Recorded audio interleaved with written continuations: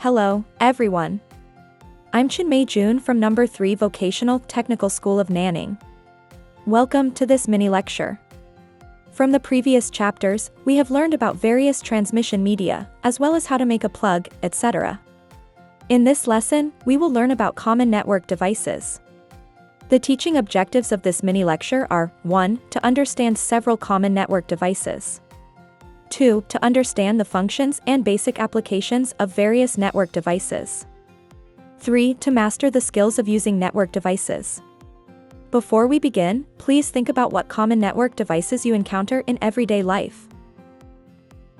Today, we will cover the following network devices: network interface cards, switches, routers, firewalls, wireless routers, gateways, and modems. Now let's get to know these devices one by one. First, let's understand network interface cards. The network interface card, NIC, is also known as network adapter. It is a hardware device that connects computers to a network, primarily used for establishing server connections. It serves as the interface between the computer and the transmission medium, i.e., the network cable. Next, let's get to know switches.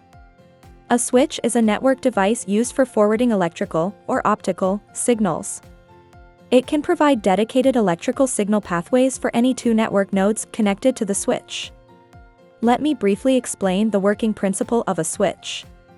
A switch features a high bandwidth backplane bus and an internal switching matrix. The switch is interconnected with all ports through the backplane bus. When the control circuit receives a data packet, the processing port searches the address table in memory to identify the port to which the destination MAC is connected to. Through the internal switching matrix, the data packet is rapidly transmitted to the destination port. If the destination MAC is not found, the packet is broadcast to all ports. After receiving a response from the receiving port, the switch learns the new MAC address and adds it to the internal MAC address table. Next, let's get to know routers. The router is a major node device on the internet. As a hub connecting different networks, the router system constitutes the main framework of the TCP/IP-based international internet. Routing in routers governs the decision-making process for data forwarding. This forwarding strategy is called routing, which is also the origin of the name router. Why do we need to perform routing? Routers generally have multiple network interfaces. Each network interface connects to different networks, providing multiple paths for data transmission. Routing is the process of identifying the best transmission path among these paths to send data packets from the source host to the destination host. Next, let's continue to learn about the fourth type of network device, firewall. A firewall refers to a protective barrier constructed at the interface between an internal network and an external network, or between a private network and a public network, composed of a combination of software and hardware devices. It is a figurative term for a method of achieving security. It is a combination of computer hardware and software that establishes a security gateway between the internet and intranet, thereby protecting the internal network from unauthorized user intrusion. Next, let's get to know wireless routers.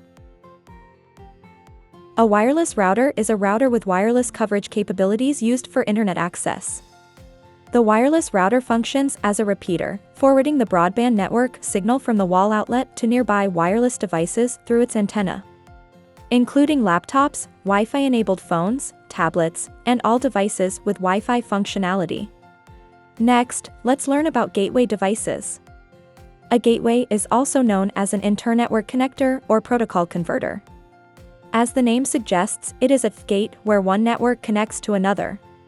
The gateway operates at the transport layer to achieve network interconnection and is the most complex device for network interconnection, used only for interconnecting networks with different higher-level protocols.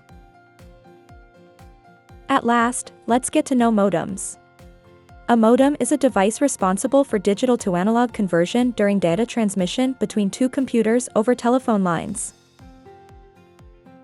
Now, let's summarize this lesson. In this lesson, we have gained a basic understanding of these network devices: network interface cards, switches, routers, firewalls, wireless routers, gateways, and modems. They play a crucial role in the construction and operation of networks. Only by correctly connecting and applying these network devices in the actual network environment can we ensure the integrity and stability of the network structure, thereby achieving reliable and efficient communication services. In subsequent lessons, we will delve into the detailed working principles, setup methods, and operational procedures of these devices. By doing so, we can fully master the techniques for using these devices, making them an indispensable part of our own skill set. This will enable us to flexibly apply the learned technologies in our work process, achieving a comprehensive understanding of technical methods, enhancing work efficiency, and better adapting to the ever-changing technological landscape. Finally, to reinforce what you have learned, I have prepared some exercises for you to complete after class. I hope each of you will diligently complete them and internalize what you have learned. That concludes this mini lecture. Thank you, everyone.